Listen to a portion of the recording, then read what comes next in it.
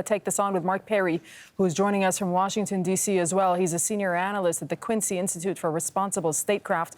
That's a think tank working on new foreign policy via diplomatic engagement and military restraint. Thanks for speaking to us. What's your reaction to what the president had to say?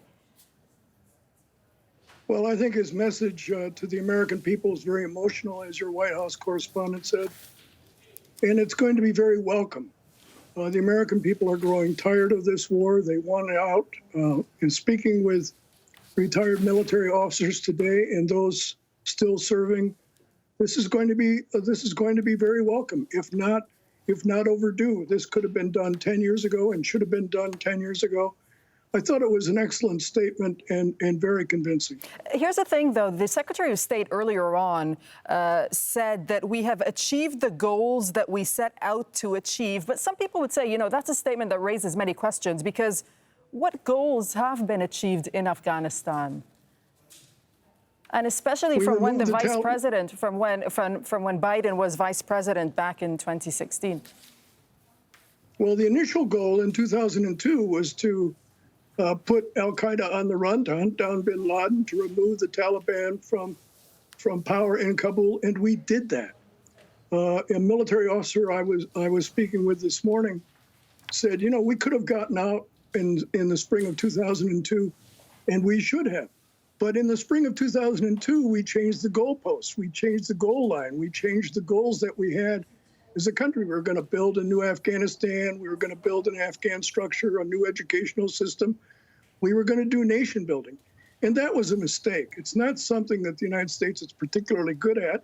And we put it in the hands of the military to do. And here we are 20 years later. It just hasn't worked. Right. And where do things then go with the peace talks between the Taliban and the Afghan government, currently stalled, and the Taliban saying they won't have any peace talks until all foreign troops leave?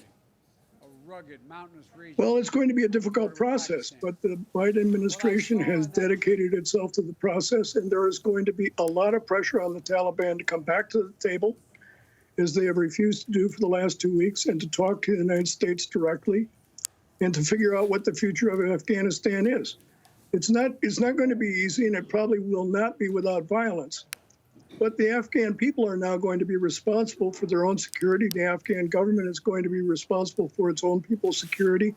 And that's the way it should be and should have been at least 10 years ago. The intelligence community doesn't seem to think so in the U.S., because a new intelligence report just out on Tuesday offered really a grim assessment of Afghanistan and the prospects for peace, saying this, that the Afghan government will struggle to hold the Taliban at bay if the coalition withdraws support. And now, of course, we know that the coalition and NATO allies will also wind down their mission following the U.S.'s decision. So do you agree with that assessment from the intelligence community? Are you concerned by the statement and by the assessment? I read the intelligence assessment, and the Biden administration took the intelligence assessment into account when it made this decision. It still believes that despite the obstacles that we're facing, and obviously they're not going to be easy to overcome, but despite these obstacles, having 2,500 or 3,500 American troops in Afghanistan is not going to change that equation. What's going to change that equation is the Afghan people and the Afghan government itself. This is their country. It's their future. We can help them. We will help them. But we're not going to carry the burden of the conflict anymore. They're the ones going to have to do it. If after 10 years and $1 trillion in building the Afghan security forces doesn't work, and we have the best trainers in the world, then it's not ever going to work. It's going to be a difficult future, but it's now in the hands of the Afghan people. And just one final question for you. What do you make of what the president had to say when he said diplomatic and humanitarian work will continue, but again, not offering much detail on that? What are we to read into that statement?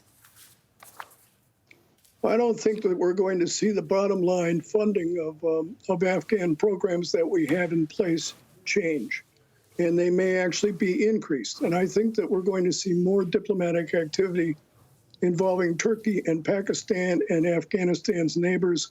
And this has already begun, and the pressure is going to be on to find diplomatic instead of military solutions. That's the way it should be. Mark Perry, thank you so much for giving us your thoughts on Al Jazeera. My pleasure.